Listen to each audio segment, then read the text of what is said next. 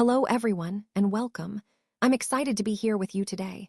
Today's presentation is titled, How to Know It's Not Love, the Difference Between Validation and Real Connection. We'll explore how to distinguish genuine emotional bonds from superficial validation.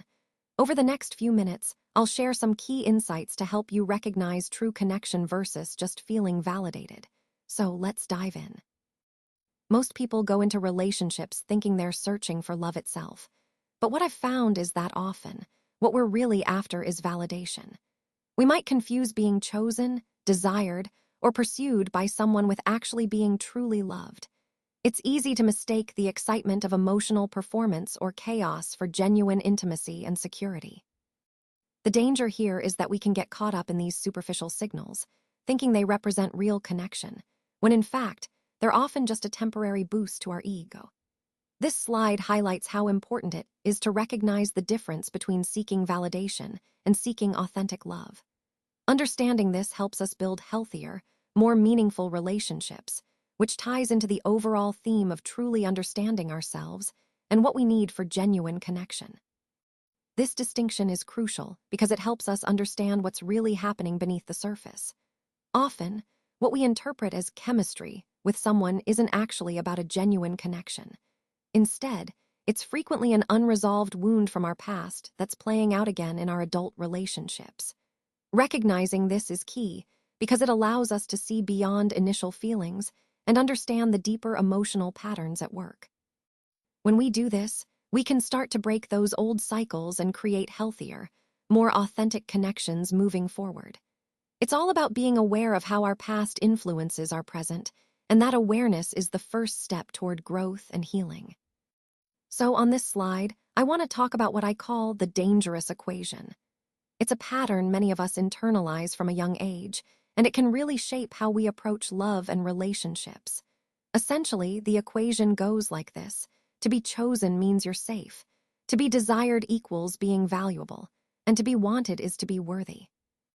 What's important to understand here is that when this equation runs your relationships, love isn't really about connection or genuine care. Instead, it becomes a kind of reward system that you feel you need to earn. So, you might find yourself chasing after emotionally unavailable partners, not because they can give you love, but because their eventual approval feels like a form of redemption for past wounds. This pattern often mirrors early environments, places where you had to perform, whether it was for a parent's affection, a caregiver's approval, or within a family system that valued usefulness over emotional needs. And the key point here is that this isn't love. It's a reenactment of those old wounds, trying to heal them through relationships that mirror the past. Recognizing this is the first step toward breaking free from that cycle. Let's talk about the performance trap. When children grow up in environments where love is conditional, they often learn to perform rather than just be themselves. They adapt by becoming charming, helpful, intelligent, or easygoing, whatever they think will earn acceptance. They learn to hide parts of themselves, avoiding traits that might seem needy, loud, or complicated. Essentially, they create a version of themselves that is designed specifically to be accepted. But the key point here is that this authentic self, the messy, hurting, unpolished parts, gets buried deep inside. As adults, many of these individuals mistake their performance for genuine connection. They might confuse anxiety with passion or distance with mystery, and see unpredictability as a form of intimacy. And here's an important pattern. The harder it is to earn someone's love, the more valuable that love seems to them. But that's a trap. It's not proof of love at all. It's actually a kind of addiction, a cycle of pursuing validation through performance, constantly trying to prove worth. Recognizing this cycle is crucial because it helps us understand that what feels like love isn't really love at all, but a pattern rooted in needing to prove ourselves. So let's talk about why true love can sometimes feel wrong at first. You see, genuine love, grounded, steady, and emotionally secure, doesn't trigger that spike in your nervous system. It's not about performance or proving your worth. It's simply about feeling safe, calm, and consistent.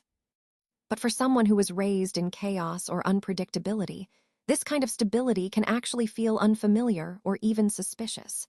Their nervous system has been wired to associate love with drama or high intensity. Quiet, stable love might seem boring or dull to them, but in reality, it's actually the healthiest form of intimacy. The key takeaway here is that what feels wrong initially is often just unfamiliar. Over time, as you get used to this calm and steady love, it becomes the true foundation of a healthy relationship. So let's talk about the core fear here, which is being seen without the mask. It's not really rejection that terrifies us most, but exposure itself.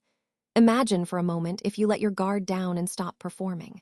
What happens then? Do people still stay?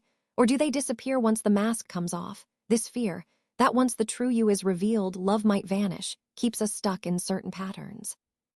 This deep-seated belief often drives us to seek out emotionally unavailable partners. We might think, if I can win the love of someone who never truly loves anyone, then maybe, just maybe, I'll finally feel enough. It's a way of trying to prove our worth, even if it's through an impossible ideal. But here's the thing, even if that person chooses us, the wound doesn't just disappear, because the wound didn't start with them. It started within us from a place of fear and self-doubt. No matter how much love someone else gives, if we're not willing to face our own inner fears, we can't truly heal. No partner can do that for us. It's a reminder that real healing begins from within, and that exposure isn't the enemy. It's an opportunity to find authenticity and self-acceptance. All right, let's talk about the path to healing, which is really about shifting from performing to simply being. Healing isn't just about fixing things on the surface. It's about grieving what we've lost and unlearning behaviors that no longer serve us. One key step is grieving the younger self who believed she had to be perfect to be loved. That little version of us often carries a lot of weight, and letting her go is crucial. Next, we need to unlearn the habit of turning our relationships into auditions, that constant need to prove ourselves, to earn love through performance. Instead, we can start allowing ourselves to be loved on our ordinary days, not just when everything looks perfect or impressive. It's about embracing the everyday, including our flaws and messiness. And part of that is stopping the chase for chaos and choosing peace instead, even when it feels uncomfortable, even when it's easier to keep busy or seek drama. Healing also involves accepting that confusion isn't necessarily connection, and that we don't need to be impressive to be loved. Real connection comes from authenticity, from being ourselves, imperfect, ordinary, and enough. This shift from performing to being is the core of true healing, and it aligns perfectly with our overall journey toward authentic self-love and acceptance. So, what does real love actually look like? Well, first off, it's not about conquest or trying to earn someone's affection through effort alone.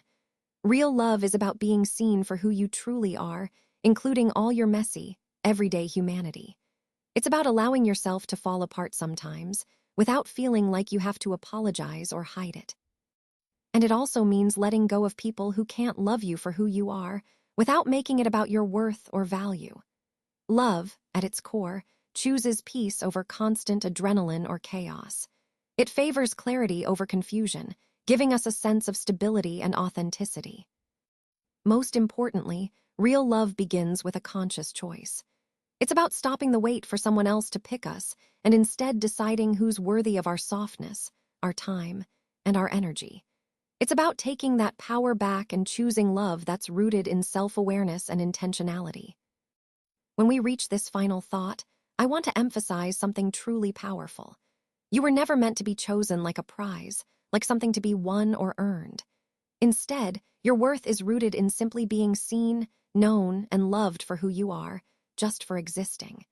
It's a fundamental shift, realizing that your value doesn't depend on what you do or how others perceive you. The moment you stop performing, trying to prove yourself, and instead embrace this truth, you reclaim your power. That's when love transforms. It stops being something you chase after and instead becomes something you live through your authentic presence. And here, the key. The deepest proof of your worth isn't about being chosen by someone else. It's about finally choosing yourself. When you make that choice, you recognize your intrinsic value, and that's truly liberating. So remember, your worth is inherent, always has been, and the most important step is to embrace and own that truth.